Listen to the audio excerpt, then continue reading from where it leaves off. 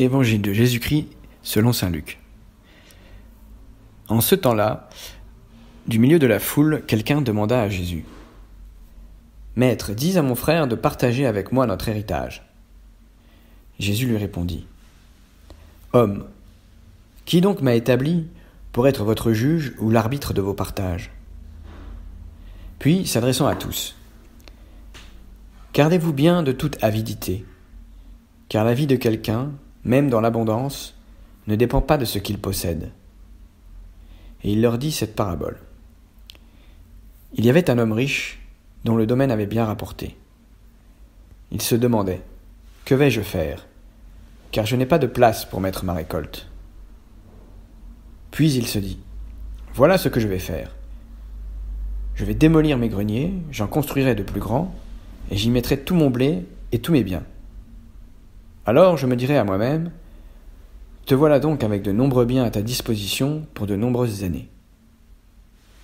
Repose-toi, mange, bois, jouis de l'existence. » Mais Dieu lui dit : « Tu es fou. Cette nuit même, on va te redemander ta vie. Et ce que tu auras accumulé, qui l'aura ? Voilà ce qui arrive à celui qui amasse pour lui-même, au lieu d'être riche en vue de Dieu. »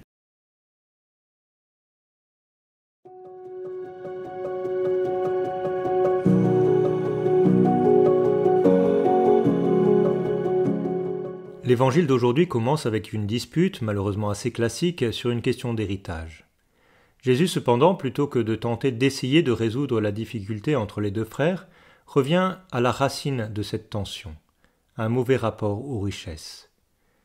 Nous sommes ainsi conduits à entrer dans la tête et dans le cœur de cet homme riche.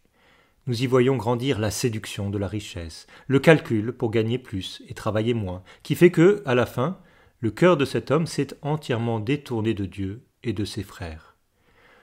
Au contraire, Jésus propose une clé de discernement pour l'usage des richesses. Être riche en vue de Dieu, plutôt que d'amasser pour soi-même. Cet évangile peut alors être aujourd'hui une bonne occasion de refaire le point sur notre attachement aux biens matériels et sur la manière dont nous cherchons, en toute chose, à être riches en vue de Dieu, en faisant servir nos richesses à la gloire de Dieu et à la charité envers le prochain.